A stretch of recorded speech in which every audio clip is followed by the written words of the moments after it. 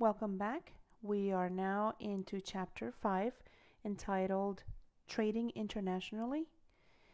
The learning objectives for this chapter are use the resource based and institutional based views to answer why nations trade, to be able to understand classical and modern theories of international trade, realize the importance of political realities governing international trade, participate in two leading debates concerning international trade, and draw implications for action. We begin with the opening case. Why are U.S. exports so competitive? Between the publication of Global Business's second edition with 2008 data and the third edition with 2011 data, China dethroned Germany to become the world's export champion. Widely reported, China's rise as the world's top export nation created both sensations and concerns. Yet, what was little reported by the media was that the United States also surged ahead of Germany and is now the world's second largest exporter, never mind all that talk about the decline of U.S. competitiveness. In 2011, the U.S. exported a record $1.48 trillion, with an enviable 16% annual increase. While behind China's 1.90 trillion exports, the U.S. outsold the longtime export champion, Germany, which exported $1.47 trillion, and the previously and still formidable Japan, which exported $823 billion. What were the top U.S. exports categories? Refined petroleum products, civilian aircraft, semiconductors, passenger cars, and telecom equipment. The top 5 export states were Texas, which exported 1/6 of the nation's total exports, California, Illinois, Louisiana, and New York. The U.S. Department of Commerce proudly noted that fueling our economic recovery, exports are a bright spot in the U.S. economy. Further, the U.S. is on track to meet the President's National Export Initiative goals of doubling U.S. exports by the end of 2014. Why are U.S. exports so competitive? What is unique about U.S. exports? What has been driving the recent rise in a very bleak global economic environment that has barely recovered from the Great Recession of '08 and '09? On top of the Great Recession, one can add more recent catastrophes such as the Japanese earthquake, the Thai floods, the Eurozone crisis, and the Middle East turmoil.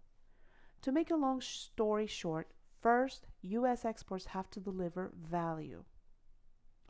Consider civilian aircraft. One crucial reason that the new Boeing 787 Dreamliner became the hottest selling airliner prior to its launch is its ability to reduce fuel consumption by 15%. Music to the ears of airline executives who suffer from skyrocketing oil prices. Second, U.S. exports also have to be rare and hard to imitate, considering that virtually all self-respecting governments are urging their own firms to export more in an effort to combat recession. There's no shortage of global rivals tearing apart U.S. products and trying to reverse engineer them. European, Russian, and Chinese aerospace firms are doing this at this moment by trying out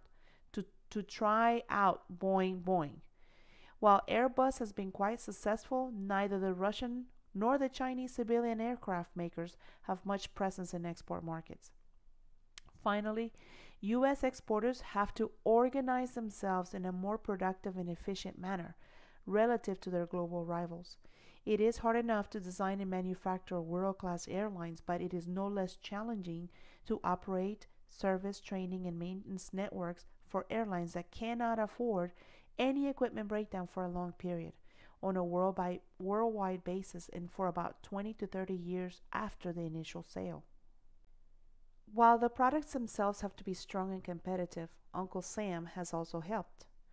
At least 10 federal agencies offer export assistance: the Departments of Commerce, State, Treasury, Energy, and Agriculture, as well as the Office of U.S. Trade Representative, or the USTR, the Export-Import Bank, the U.S. Agency for International Development, the Overseas Private Investment Corporation, and the SBA.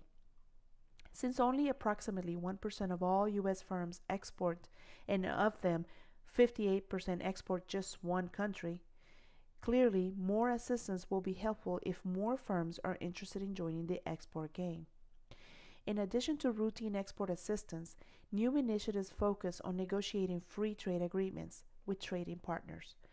As of this writing, the U.S. has 12 FTAs in force with 18 countries: Australia, Bahrain, Chile, DR-CAFTA, or the Dominican Republic, Central America, which covers Costa Rica, Dominican Republic, El Salvador, Guatemala, Honduras, and Nicaragua, Israel, Jordan, Morocco, and a NAFTA agreement which covers Canada and Mexico, Oman, Peru, Singapore, and South Korea. In addition, 2 FTAs with Panama and Colombia were negotiated, but they're still pending congressional approval. FTAs typically reduce trade barriers to U.S. exports and create a more stable, transparent trading environment. In the first FTA with an East Asian country, the South Korea-U.S. FTA, which was enacted at the end of 2011, both countries agreed to eliminate 95% of tariffs on goods within 5 years. For example, South Korea agreed to phase out a 40% tariff on U.S. beef imports, and the U.S. agreed to waive a 2.5% tariff on Korean auto imports. In addition to FTAs, the U.S. government often negotiates with other foreign governments for better market access and terms of trade for U.S. exporters. The push to get the Chinese to let the yuan appreciate so that the dollar can be cheaper and U.S. exports can be more competitive is a case in point. Despite an allegedly artificially low yuan and a government eager to promote China's own export, China rose from being the 9th largest U.S. export market in 2001 to the 3rd largest in 2011, behind Canada and Mexico. During that period, U.S. exports to China jumped over 400%, while U.S. exports to the rest of the world only grew 55%.